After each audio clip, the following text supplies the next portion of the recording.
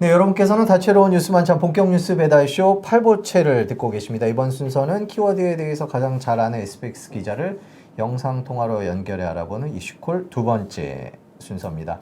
키워드는 조원태 대 조연아입니다. 한진그룹의 경영권 분쟁이 시작된 것 아니냐 이런 얘기가 있는데 경제부 박창근 기자를 연결해서 자세히 알아보도록 하겠습니다. 박창근 기자 지금 연결이 돼 있나요? 잘 네, 쓰네요. 안녕하세요. 예, 박창근 기자 바쁜데 고맙습니다. 아닙니다. 예, 바쁘실 텐데 바로 여쭤보겠습니다. 일단 오늘 조연아 전 부사장이 뭐 경영권에 대해서 불만을 제기를 했어요, 본격적으로. 그러면 지금 현재 대한항공 지분 구조가 어떻게 되어 있는 겁니까? 뭐 지난번에 시끄러웠던 것 같은데. 네, 지분 구조를 놓고 보면 조원태 회장이 6.52%로 가장 많이 갖고 있기는 한데요. 네. 지금 조현민 씨나 조연아 씨도 비슷한 정도의 규모로 지분을 가지고 있는 상황입니다. 네. 물론 이제 사모펀드인 KCGI가 15.98%를 갖고 있어서 네. 지금 경영권을 위협하려는 시도가 계속 있었다는 평가가 나오고는 있지만 가족들끼리 지분을 똘똘 뭉치고 그리고 우호 지분으로 분류가 되는 델타항공까지 합치면 40%를 웃도는 정도의 지분이 갖춰지기 때문에 네. 그 경영권에는 크게 문제가 없을 거다 이런 관측이 많았던 상황입니다. 오늘 이 분쟁이 있기 전까지는. 그렇게 가족들이 똘똘 뭉치면 별로 문제가 안 될 것 같은 상황인데 왜 갑자기 조연아 씨는 이런 입장을, 강경한 입장을 내놓은 이유가 뭔가요, 도대체? 사실 이 가족 간에 어떤 상황이었는지 그리고 뭐 어떤 말들이 오가는지에 대해서는 정확히 알려진 바가 없고 그리고 네. 이제 그 재계 총수급에 해당하는 인사도 사실 나도 잘 모르겠다 이런 말을 하기도 했는데요.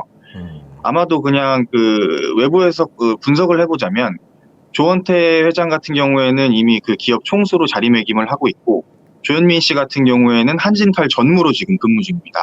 그리고 이명희 여사 같은 경우에는 정석기업 고문으로 각자 그 한진그룹 내에서 어느 정도 직책을 맡고 있는 상황인데 조연아 씨 같은 경우에만 조연아 전 부사장 같은 경우에만 지금 한진그룹 내에서 아무런 직책을 맡고 있지 않는 상황인 거죠. 그러니까 일각에서는 이 조연아 씨가 다시 이제 그 경영 관련한 그 한진그룹 내에 어떤 복귀를 하기 위해서 그런 어떤 일성을 한 것이 아니냐, 입장을 낸 것이 아니냐 이렇게 관측하는 시선이 굉장히 많았습니다. 박 기자, 그런데 보면 뭐 조연아 전 부사장도 그렇고 조현민 씨도 그렇고 지금 모두 좀 사회적으로 물의를 좀 일으켰던 분들이잖아요. 물론 이제 뭐 과거 얘기는 하지만 그래도 조금 더 자숙을 좀 해야 되는 거 아니냐 이런 사회적인 목소리도 있어요. 근데 지금 보면은 이제 경영 일선에 좀 나서겠다. 방금 설명해 준 것도 보면 지금 직책이 없는 특히 이 조연아 씨 같은 경우에는 전 부사장 같은 경우에는 좀 경영 일선에 나서겠다라는 메시지를 좀 읽히는데 뭐 좀 어때요? 뭐 업계에서 좀 돌아가는 분위기는 좀 아직 이른 거 아니냐 이런 얘기가 좀 나오나요? 어때요? 뭐 확실히 조금 아직은 이 국민 정서상 여론이 우호적으로 뭐 돌아선 것도 아니고 예전에 땅콩회항이랄지 여러 가지 그 무리를 일으켰던 기억들이 강하게 남아있기 때문에 뭐 이른 것 아니냐 이런 얘기가 나올 수도 있기는 한데요. 일단 그 이번에 오늘 입장문을 낸 조연아 전 부사장 같은 경우를 놓고 보면 내년 3월에 이제 조원태 회장 같은 경우에는 한진칼의 사회이사 임기가 만료가 되는 시점입니다. 여러 가지 시점상 지금 이 시점에서는 내 입장을 내서 그 경영권에 관여할 수 있는 그런 그 위치로 복귀를 하겠다는 시그널을 한번 줘야 되지 않았나 이런 판단을 한 걸로. 한진그룹이나 조원태 회장 쪽에서는 입장이 아직 안 나왔나요?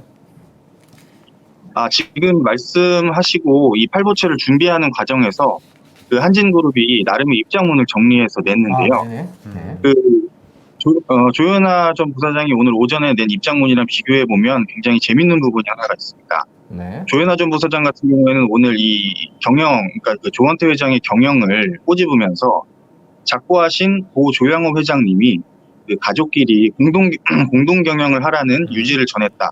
하지만 조원태 회장은 이걸 지키지 않고 있다. 그렇기 때문에 문제가 있다라는 식으로 그런 취지로 입장문을 냈었는데 지금 오후에 이 대한항공, 그러니까 한진그룹이 낸 입장문을 보면 조양호 회장의 유지는 기업 가치를 제고하고 그리고 국민의 신뢰를 회복하는 것이다. 그것에 따라서 잘 경영을 해나가겠다. 뭐 이렇게 얘기를 하고 있거든요. 그러니까 이 어떻게 보면은 기본적으로는 한진그룹 입장에서도